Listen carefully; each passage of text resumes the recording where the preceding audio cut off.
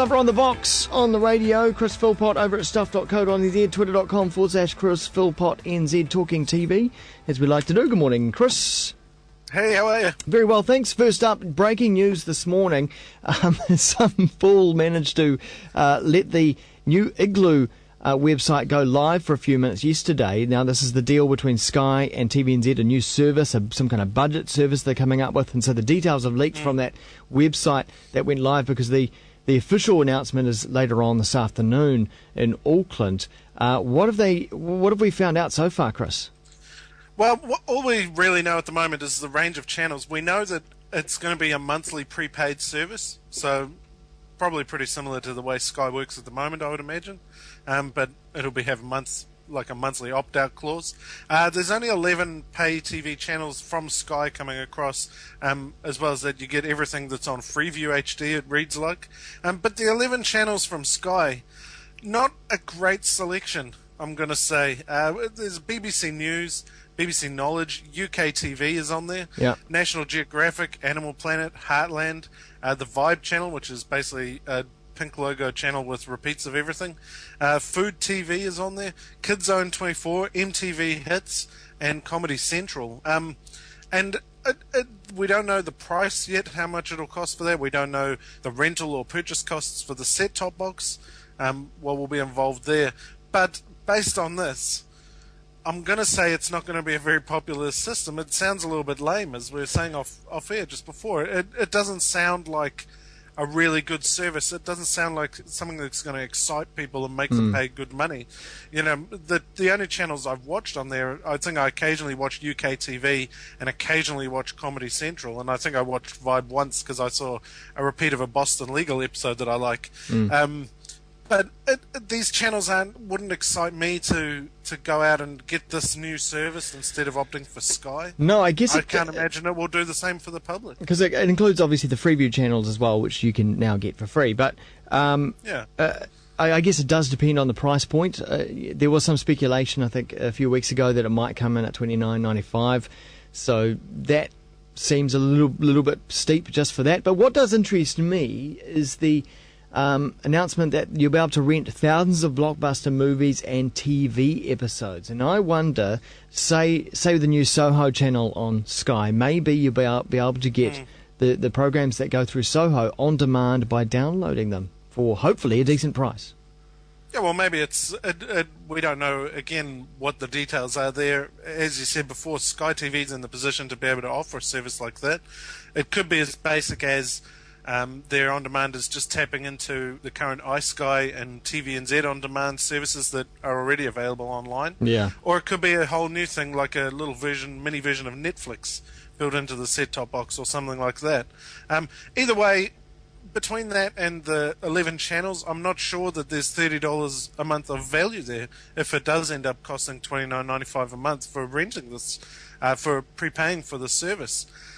That's, I mean, it's $30 on top of Freeview. So you've got Freeview, which is free, and then for an extra $30 you can get 11 channels that I would say I've watched maybe for 3 or 4 hours a month over the entire time I've had it. I don't think it's worth that money, frankly. And then you're also paying for the right to pay more money to rent out good shows and movies that, I mean, people don't rent them out as they are. They just download them. So why bother with this new service, is my thinking. Okay, so on those details, we are sceptical at the moment. I'm going to pop down to the announcement this afternoon, and hopefully we might be surprised. But so listen out this afternoon for more details on that. Let's move on to some Hollywood TV sort of news. Ray Donovan's a new show. It could be the new Entourage. Yeah, Liev Schreiber, who people will know, he was in Salt earlier this year. I think he was in the Wolverine movie with Hugh Jackman. He's starring as Ray Donovan, who's described as a fixer for the stars. Basically, he goes and fixes problems for professional people in Hollywood, movie stars, studio heads, that kind of thing. But yet he can't escape the damage in his own troubled family, which is a real standby of dramatic television. But it does sound like this could be your replacement for Entourage, and it was interesting to me because it's set in LA, it's set with stars, but it's coming at it from a different angle, where normally it's, we see in drama shows and movies that it's the interaction between the stars and the studio heads themselves. This guy is a new character that isn't connected to that world as such, but instead kind of as a consultant, so it could be interesting from that angle. The other point that I wanted to raise is that it's interesting that Liev Schreiber is another movie actor who is switching to television, which seems to be happening more and more in the current day and age. I'm not sure what your thoughts are on that at all. There, Wayman? Yeah, well, that's a good question. So are they bringing it, are they turning it into the 2012 version, updating it perhaps? Did we get sick of the type of characters that we saw in Entourage? I don't know, maybe after 8 seasons. Yeah, I'm certainly going to check it out whenever this comes out anyway. Yeah, it should be interesting. Okay, let's now look at some skills learnt on the TV by some woman managed to save another person's life. Chris? Yeah, well, there's a woman in Sheboygan in Wisconsin. I don't know, what's Sheboygan is the name of the town. It's a weird town name. Mind you, I come from Whangarei, so I can't really talk. Indeed. But she suffered an asthma attack, and then her 10-year-old daughter was able to save her. Her and her friend, who's 12 years old, saved her by administering CPR and slamming on her chest and giving her mouth to mouth. And when they were asked how they learnt it, they said that they had learnt it from Grey's Anatomy. Which no way. was just funny to me because I thought Grey's Anatomy had no value whatsoever, but it turns out it can teach people how to perform, complicated medical procedures. That's the quote of the day right there. I thought Grey's Anatomy had no value at all. There you go. Well, I watched like 6 seasons of ER. Maybe I should try heart surgery or something like that. Yeah, but that surprises me that it's Grey's Anatomy. I would have thought something like ER, something a little bit more, hardcore medical. Not that I don't know if ER was that hardcore medical, but it seemed to be. Maybe Shortland Street, perhaps. Shortland Street. I learned how to perform medical procedures and also sleep around. Yeah, so true. I think though in the 90s on Shortland Street, New Zealanders did work out what an HDU unit was, or HDU, the high dependency unit. I think they used to talk about that a lot. Stick them in the HDU. Anyway, I still don't know what that is. Yeah, but anyways, let's move on. Indeed, let's go look at the review. Let's review Downton Abbey, which just finished last night on Prime. Finished last night on Prime. I think you were watching it elsewhere, weren't you? I certainly was, yeah. It finished its second season last night. Now, about halfway through, I think we talked about this and how disappointing the season was. It wasn't as good as the first season, but the last 4 episodes, I think, kind of redeemed the season for me. It returned back to its roots, focusing on the relationships between the Crawley family and the staff at Downton, and really focusing on those, the romantic relationship between Matthew and Mary, looking at Sybil and Branson, Branson being a chauffeur, Sybil being a high society lady, and looking at Bates and Anna, and then there was, of course, this murder mystery that revealed itself last night. But I thought the last 3 or 4 episodes of the series were a huge improvement on the first 4. You don't think that it was redeemed the series for me? You don't think it was speeding up too far? The years seem to zip by, and the characters don't age throughout that time either. The young people stay young. It just seemed like they were rushing the story to me. In a sense, I suppose you could look at that, though it's worth pointing out that between the 5th episode and the 8th episode, we only travelled forward, I think, 1.5 years. So it didn't go that quick. And I think the necessity, though, is that in a way, Downton is kind of following this Mad Men path where it ties in these major historical events into the story. So, they had World War One. Of course, World War One was followed very closely by the Spanish flu. So if they're going to focus on, in Series 1 they had the Titanic and the start of the World War, and then the World War One was here, the armistice, and then the Spanish flu. If they'd skipped the Spanish flu out, it would have been... people would have been asking questions like, why not? And of course, it was a good opportunity for a bit of drama with Carson and Lady Cora and Lavinia Swire getting sick from the Spanish flu.